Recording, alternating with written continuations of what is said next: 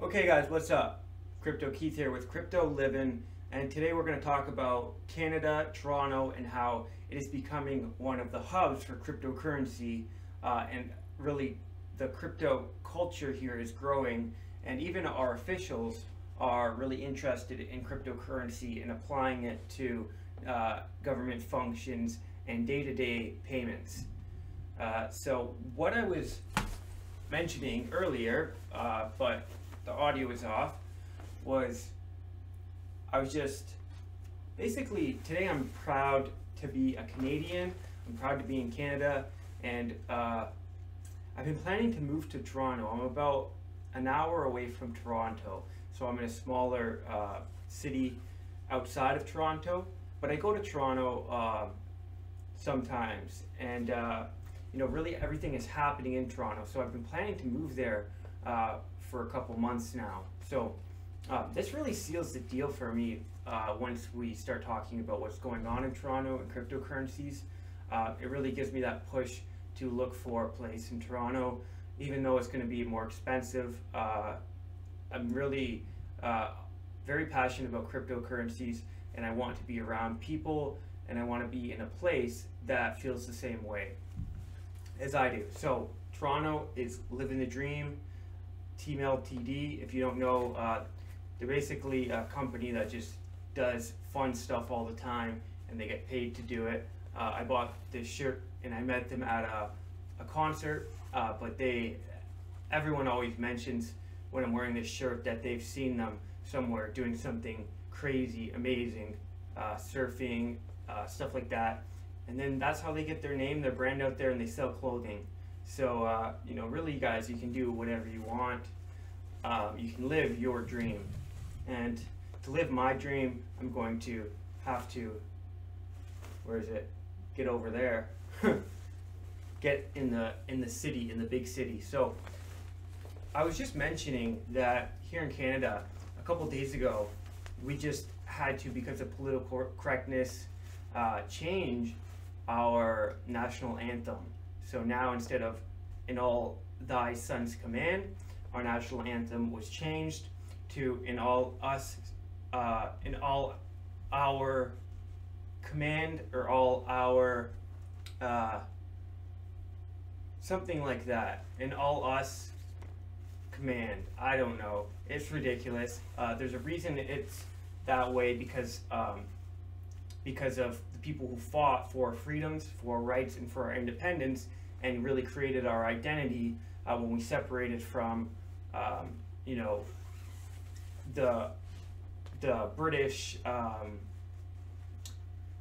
basically Britain. We separated from Great Britain, even though we're still controlled, and our Prime Minister Justin Trudeau is underneath the Queen and takes orders from the Queen. Ultimately, you know, we answer to the Queen, and she is one of our highest authority figures. But Canada, the national anthem, is there for a reason, but we're changing it, and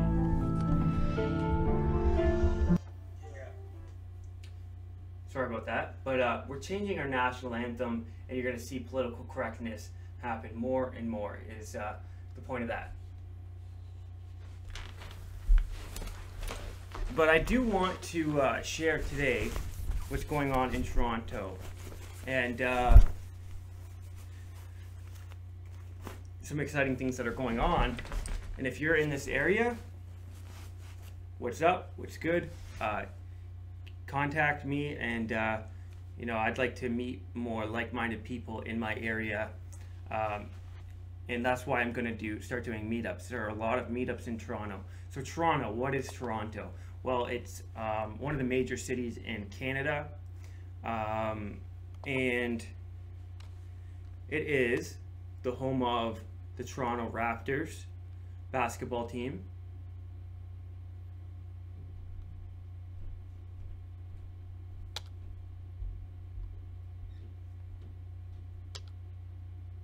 The home of the Maple Leafs hockey team, and Canada is known for hockey.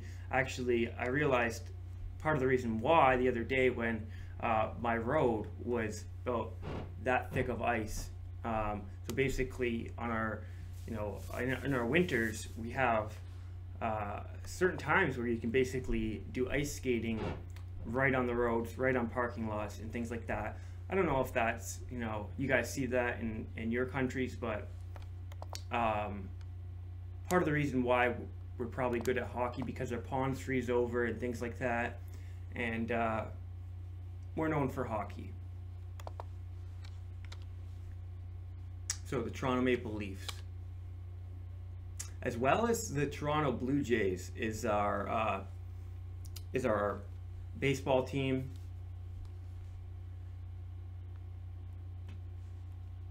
So really our identity of Toronto. These are, some of the things you'll know us for.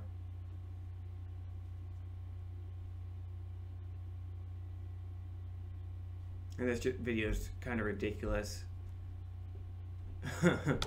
But also Drake, obviously, and a lot of actually a lot of the actors, rappers, musicians that you listen to are from Canada. You'd be surprised. There's tens of thousands of celebrities from Canada.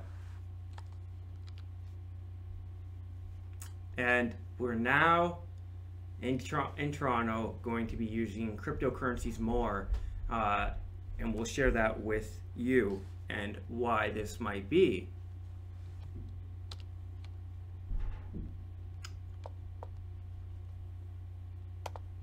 So, just a quick side note, today is supposed to be the Super Bowl, right? And VibeHub got an ad placement in the Super Bowl. So, Aerosmith, Joe Perry from Aerosmith will be wearing a VibeHub logo. We would like to thank Monster Products for the opportunity. Basically a product placement. So that's interesting. VibeHub is a token I own. Really, they're a cryptocurrency that is, well, you can see right here, capturing holograms of musicians and educators and placing them in custom VR environments and augmented reality, driven by the cryptocurrency Vibe. Look into it.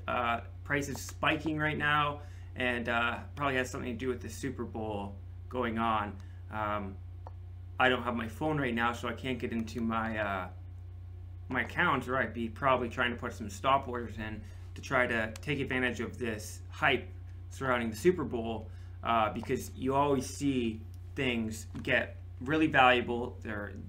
People buy the hype and then they sell the news, right? So it's always the most valuable before something like this happens, and then after it happens, the price goes down. Now let's look into Toronto. Toronto City Councillor. City should be ahead of the wave on blockchain tech. This is very exciting for me.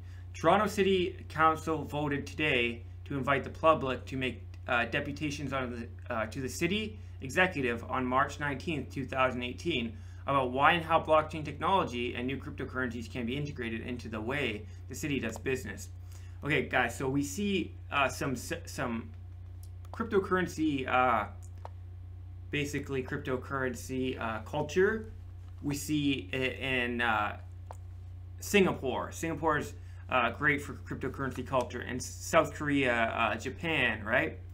But then we recently covered an article. Puerto Rico is creating a blockchain or cryptocurrency paradise. So a place where you can go, where you can live, I think it is, and really run and use decentralized applications and cryptocurrencies for day-to-day activities and payments.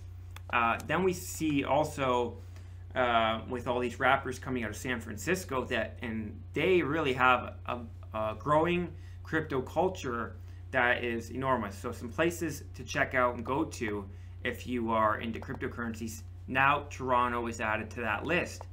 We covered a couple weeks ago or a week or two ago the Toronto City Councillor that wanted to start accepting Bitcoin for property taxes. So there's really a cutting edge official, really futuristic, futurism embracing official here that really looks forward and is trying to take our city into the future. So, want to use Bitcoin to pay your property taxes? It may happen if Councillor Norm Kelly's motion to is successful at Toronto City Council later this month. Hey, same guy, eh? Same guy. Interesting. So this Toronto City Council voted today. They made the vote, okay? So that the public can make deputations, okay? The motion was introduced by Councillor Norm Kelly, who believes that Toronto is already well on the way to being an international innovation hub. It really is innovation hub. They have no, they're very limitless in their creativity. They allow people to do, you know, graffiti places in the city. It's very colorful. They're very cutting edge, right? They're not held back by a lot of things, Toronto.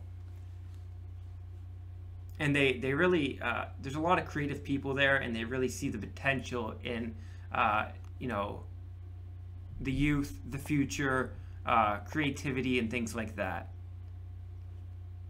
Innovation. So an interview with Bitcoin Magazine, well, Toronto is all well on the way to being an international hub, and the use of blockchain technology and cryptocurrencies could fast forward this process. An interview with the Bitcoin Magazine, Councillor Kelly said, Toronto is a world-class city and well-placed to be one of the premier innovation centers in the world. We have startups and talented innovators right here that are working on the frontier of the new digital revolution. Kelly noted that the city has fallen behind other Canadian jurisdictions in exploring the possibilities opened up by the world of blockchain technology and cryptocurrencies. The Ontario federal government, which is the province that I live in and that Toronto's in, it's Ontario. Some of our banks are already running pilot projects to see what practical applications can come from using blockchain technology. Also, if you guys remember the Ripple Swell conference, it was in Toronto.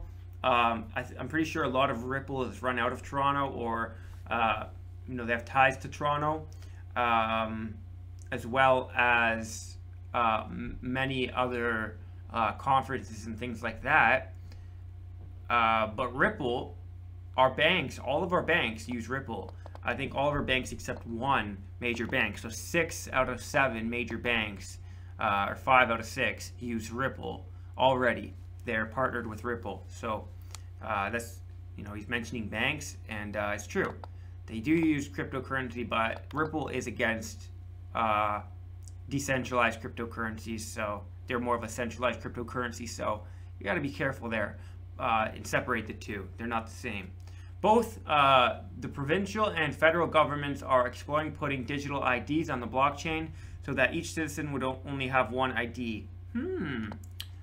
I just bought Self-Key, and also the Key is another ICO that's doing this, creating digital IDs. So you won't have plastic IDs anymore. You'll have an ID on the blockchain that has all your government collected data on it. The Key is working hard with governments, so it's interesting that they're probably working with Toronto, and that's why they mentioned this. The Canadian government's National Research Council is using the Katina blockchain suite built on the Ethereum blockchain. So I'll have to look into that. The Katina blockchain suite to make government research grants and funding information more transparent to the public. So they're using this blockchain to make, you know, basically financial information that the government, what the government spends money on, more transparent and on a public ledger. I'd rather be ahead of the wave than behind it, Kelly said. Among other use cases, Kelly wants the city to consider whether Toronto residents should be able to use cryptocurrencies to pay property taxes, parking tickets, utility bills, and land transfer taxes. I'm glad he's saying cryptocurrencies now, and before he was saying Bitcoin. Bitcoin is not realistic unless they work on the Lightning Network. A number of communities like Zug, Switzerland, are already taking cryptocurrencies for payments. Venezuela has its own cryptocurrency, and many international charities accept Bitcoin, Kelly noted. Toronto's burgeoning blockchain scene. And if I remember buying on Amazon Smile, you can choose to donate part of your orders part of the profits of your orders on Amazon to a charity, and there actually are some cryptocurrency charities there. I can't remember what it was, but it's definitely a cryptocurrency that I owned at one point, and I decided to give my donations to that charity because, you know, trying to help cryptocurrency decentralization thrive. And you can do that too.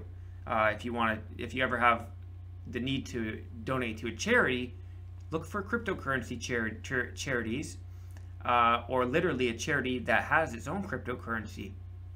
TrueBit COO Robbie Bent estimates, Toronto is already a hotbed of crypto activity with businesses including Decentral and CoinSquare.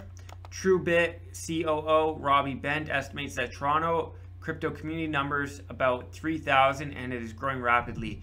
If they added me, that'd be 3,001, but they don't count me because I'm not technically in Toronto. And all the people that I know that I've gotten into cryptocurrency.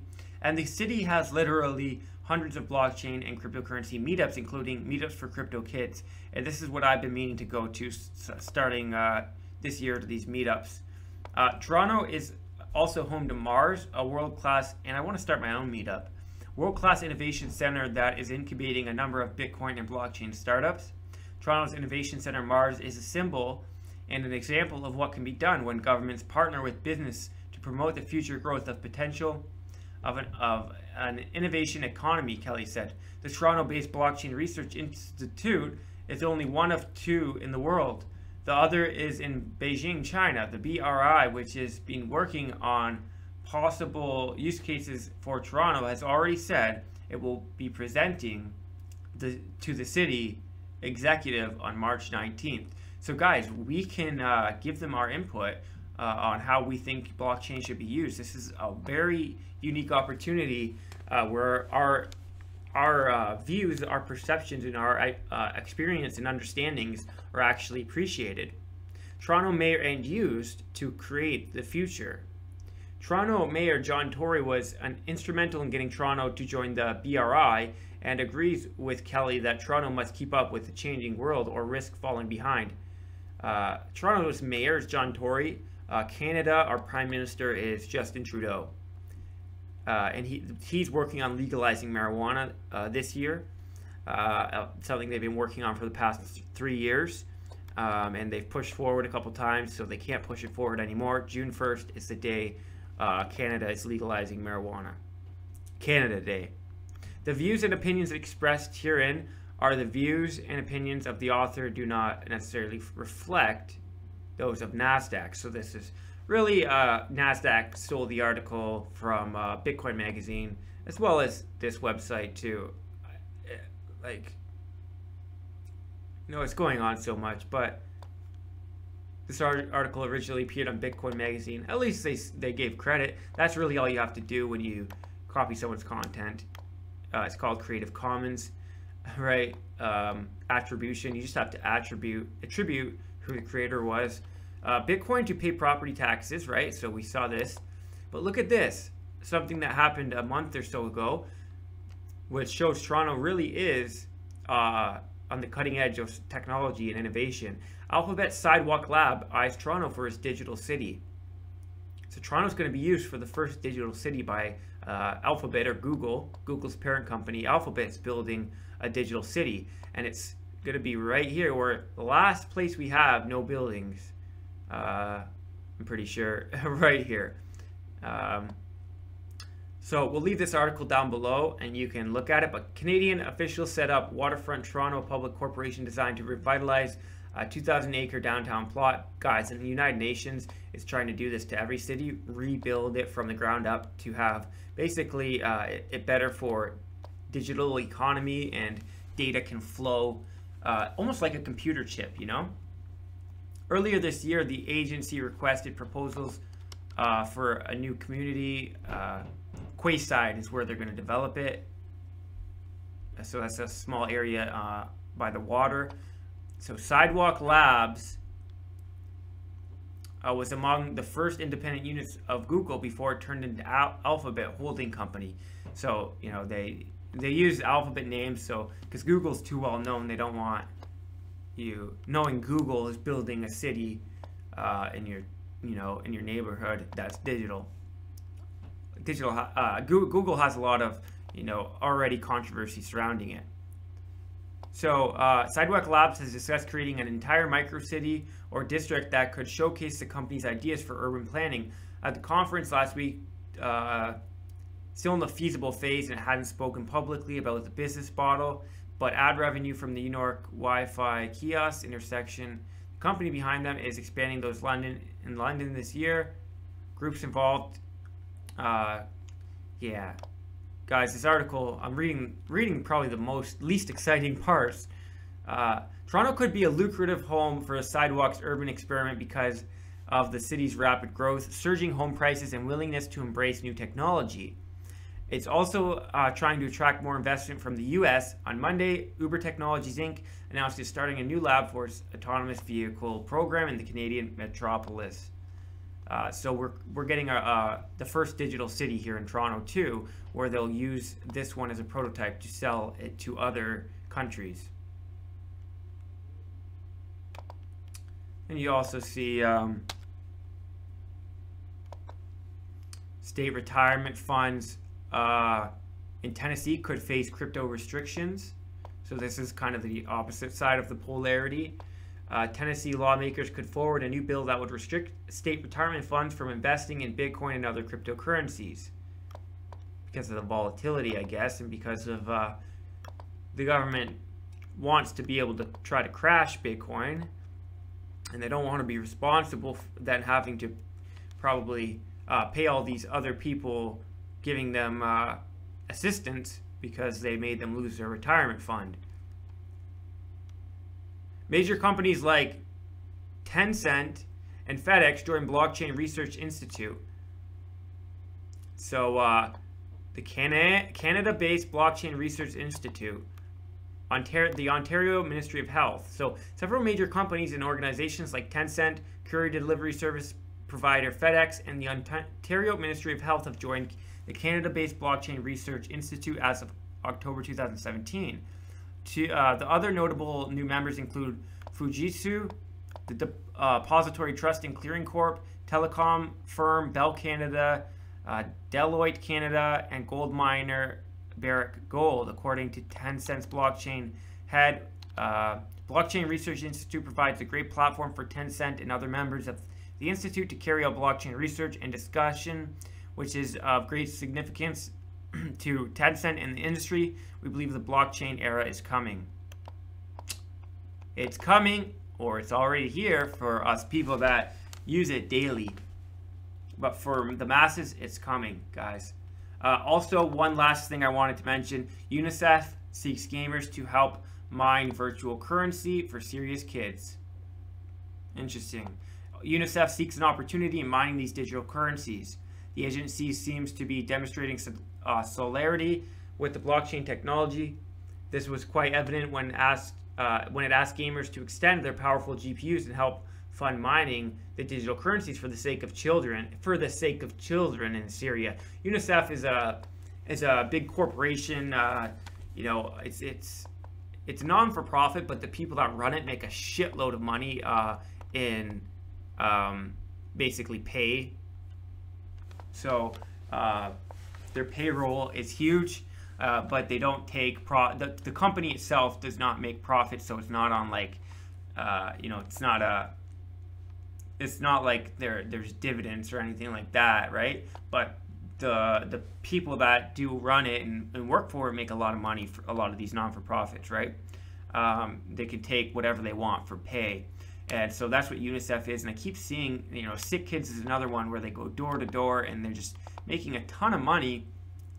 And, they might do a couple things with it, but you can do a lot more if you do this yourself. You mine cryptocurrency and give it directly to the Syrian kids. Or we need to maybe create a blockchain charity. There probably already are some where it cannot be the money cannot be taken, and it has to go directly to the kids through smart contracts, and a good way of paying and getting the money to the kids. So anyways, guys, that's what's going on right now.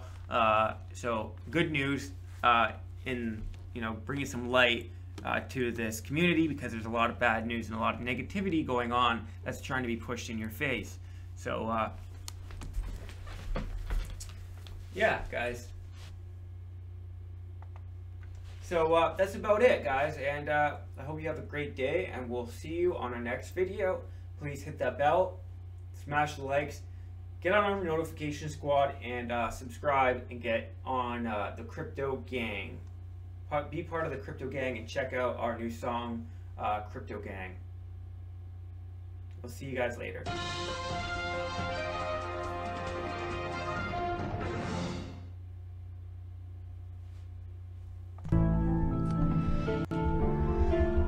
Yeah. Yeah.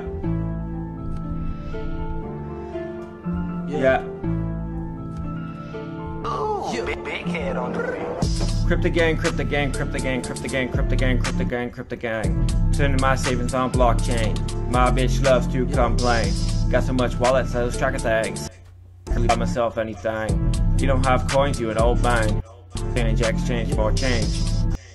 Crypto Gang, gambling. Free from the government, my phone is a bank. Watch my channel, you can drop this